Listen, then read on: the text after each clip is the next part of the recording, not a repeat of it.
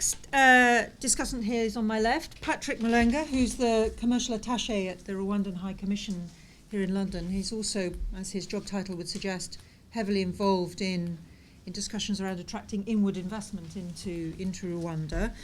Patrick, 5 minutes plus, your reflections. And I think there are at least two stories in these two initiatives that actually draw on Rwandan experience. Yeah.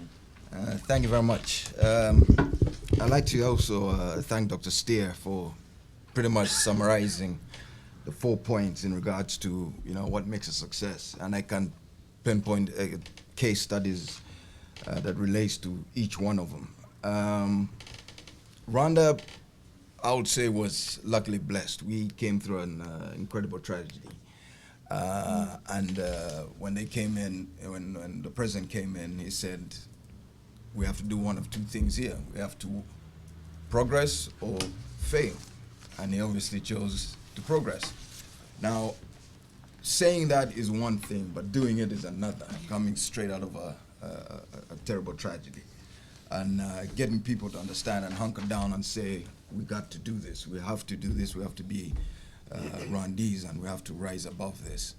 That's where a smart leader, brave, courageous leader comes in. And he started looking at putting Rwanda on the map as a national entity, not as an ethnic entity that led to all the issues that we had, and said, we're looking at ourselves as Rwandese, we'll be identified as Rwandese. There's no Tutsi, there's no Hutu, there is just Rwandese. And we're going to build this country as Rwandans. So he put in place a consultative group that sat down in 2000 and came up with Vision 2020, which basically says we're going to be a middle economy by the year 2020. And whatever else happens in this country, that is what is going to happen year 2020. And a lot of things are associated with that vision, and I encourage you to Google rwanda.gov to read the Vision 2020, which we're following to the T. That is our Bible, that is what we use. Everything that is derived in terms of development, in terms of growth, in terms of cohesion, comes from that document, Vision 2020.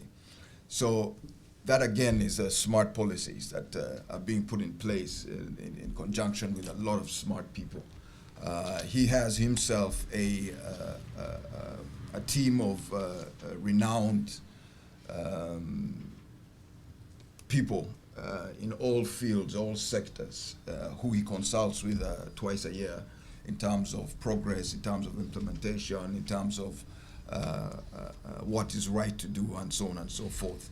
But what he is basically ultimately looking for is to create a country of people who have a mindset that's different from the old, quote-unquote, colonial times. To have your own self-reliant mindset. Think of how you as a Rwandan can build Rwanda. Do not think of how somebody else will do it for you. Be sure that anything that you do comes from you and makes you feel like you have to contribute. Just to give you an example, I was in the private sector. It's never been done before. I'm not a career diplomat. I just got a phone call one day and said, Patrick, we need a commercial attaché in London. Could you? Yes, no problem. Because I have that feeling that I have to contribute to the growth. I have to contribute to the development. And that's what has to go across the board in terms of Rwandans being able to build Rwanda.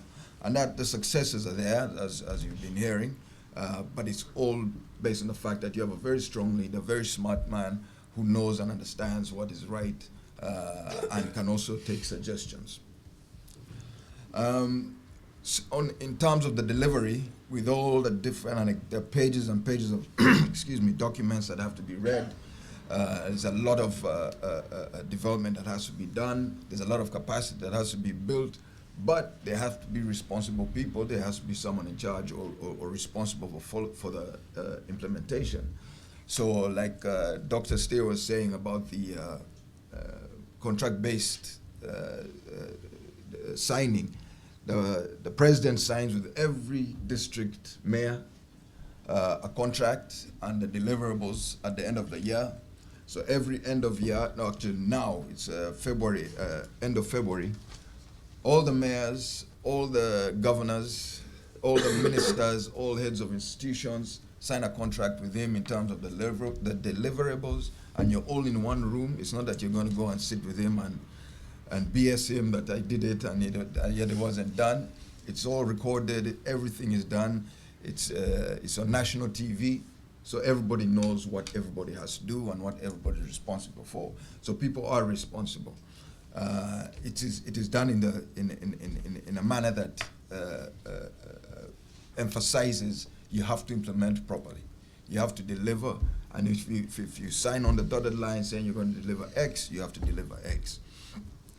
So it's a very, very, very, very open and transparent process.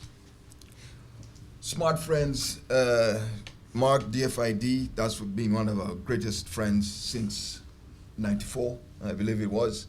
DFID supported us. They built, and I think one of their flagship case studies is Rwanda Revenue Authority, which is one of the most successful transformations of a revenue agency. And there are many like that. There are many examples like that. But what we do every year, again, is we sit with our development partners, excuse me, we sit with our development partners and tell them what our priorities are. We tell them why we want to put money in the education or in the health as opposed to ICT and so on and so forth.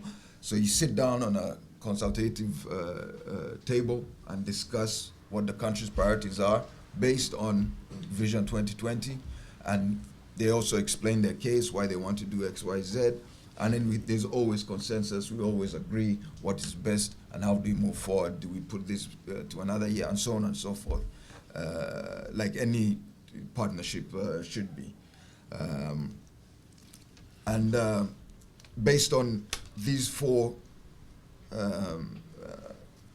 headliners, as Dr. Steer has put them, I think these are the key areas in terms of how successful a country can be, how successful we are being in terms of delivering in these four key areas.